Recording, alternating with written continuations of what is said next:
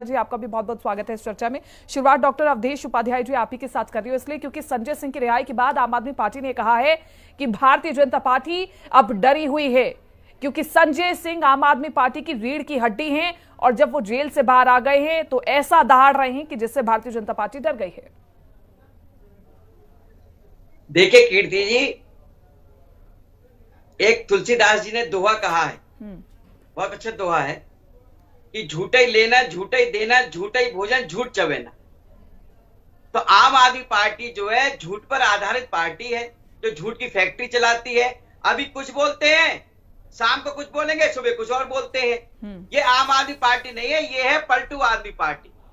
ये कब पलट जाए अपनी बातों से कोई विश्वास नहीं है, कोई इस पे भरोसा नहीं कर सकता कि कब ये अपनी बात से पलट जाए। अब आपको मैं इसका उदाहरण देता हूं। देखिए, आज जो संजय सिंह बेल पर हैं, इनको जब सजा हुई थी, किसने सुनाई थी सजा?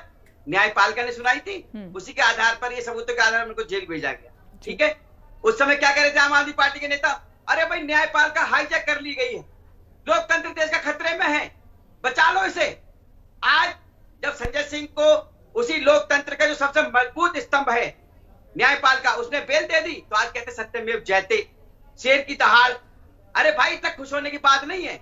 बेल मिलती है, कोर्ट की कुछ सीमाएं होती है, उनके आधार पर बेल दी जाती है। वो बेल कैंसिल भी होती है। उदाहरण के तौर पर आप देखिए, सत्येंद्र जैन की बेल कैंसिल हुई नहीं हुई, लेकिन आरोपी तो देखिए घोटाला तो हुआ है। आम आदमी पार्टी के नेता स्वयं कहते हैं ये जो लिक्विड स्कैम हुआ है, शरद रेड्डी का नाम लेते हैं, कभी आप सी अरविंद का नाम लेते हैं, किसी न किसी का लेते रहते हैं। लेकिन इनका मतलब साफ है कि दिल्ली में शराब घोटाला हुआ है, जिसके आरोप में पूछताछ के लिए संजय सिंह को बुलाया गया था, जेल हुई, सजा हुई। उसी आधार पर जो है अरविंद केजरीवाल जी को न्यायिक हिरासत में भेजा गया है। उसी आधार पर मनीष सिसोदिया जी जेल के अंदर है।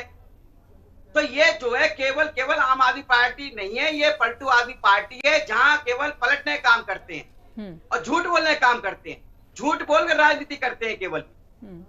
फिर ये कहते हैं बीजेपी करवा रही है। अरे भाई, एक बात बताइए, शराब घोटाला किसने किया? आम आदमी पार्टी के नेताओं ने मिलकर किया। ठीक है, कार्रवाई कौन कर रहा है? संवैधानिक एजेंसी कर रही है। अच्छा, फैसला कौन सुना रहा है? फैसला कौन दे रहा है? हमारे देश की न्यायपालिका दे रही है। बीजेपी का क्या रोल है इसमें? बीजेपी के किसी नेता ने तो कहा नहीं था संजय सिंह से, मनीष सिसोदिया जी से, अरविंद केजरीवाल जी से आप जो है लिक्विड पॉलिसी लाइए नहीं। ठीक है, उसको वापस कर लीजिए। फिर किसने कहा था? बीजेपी के नेता ने नहीं कहा। अच्छा, दूसरी बात, मैं एक और बात बताऊंगा आपको। एक इनके जो मंत्री है सौरभ भारद्वाज, इनका एक वीडियो टेप हमारे पास है जिसमें ये कह रहे हैं कि 800 करोड़ रुपए बीजेपी दे रही है हमारी पार्टी तोड़ने के लिए। पहली बात है ये।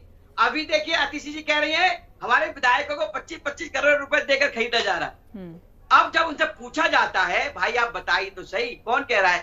सार्वजनिक करिए उसका नाम, कब तक झूठ बोलते रहेंगे? ठीक है, फिर आपने तो नोटिस भेज दिया ना, आपने तो मानहानि का नोटिस भेज दिया है। ठीक है, उस पर रिप्लाई करना होगा। सीधे तौर पर संजय सिंह ने ललकारा है कि हम आंदोलन से जन्मे हुए लोग हैं, हम बंदर घुड़की से डरने वाले नहीं हैं, जो कि हम फ्लैश भी कर रहे हैं। तो ये सीधे तौर पर भारतीय जनता पार्टी को एक बड़ी ललकार है। दिल्ली में आप कमजोर पड़ते हुए दिखाई दे रहे हैं। देखिए कीर्ति जी, झूठ की जो बात चल रही थी, हमारे चिराग भाई बैठे हैं, आम आदमी पार्टी के प्रवक्ता, पीएमएलए की बात कर रहे थे ये। और जब तक संजय सिंह बेल पर नहीं आए थे, तभी इस पीएमएलए की ये बुराई कर रहे थे। अरे बीजेपी ने कानून बदल डाला, किसी की बेल नहीं हो पा रही है। मनीष सिसोदिया जी की बेल हो ही नहीं सकती, किसी की बेल ही नहीं हो सकती पीएमएलए के आधार पर। आज बेल हुई है ना संजय सिंह की, एक झूठ का ये पकड़ा गया। दूसरा, संजय अभी नहीं, वो तरफदारी तो अभी भी नहीं कर रहे पीएमएलए की। मैं बता रहा हूँ, हमारे शेट्टी साहब कह रहे थे, चिराग भाई कह रहे थे कि कोर्ट ने बोला है एक पैसा कहीं नहीं मिला है। चलिए ठीक है, इनकी बात बड़ी कर देते हैं। भाई, अक्टूबर 2023 में माननीय न्यायालय ने ये कहा था 338 करोड़ का मनी ट्रेल हुआ है। क्या वो न्यायालय गलत है? सुप्रीम कोर्ट गलत है? आप सही है? भैया, कितना झूठ बोल के देश की जनता को, दिल्ली की जनता को गुमराह करते रहोगे आप?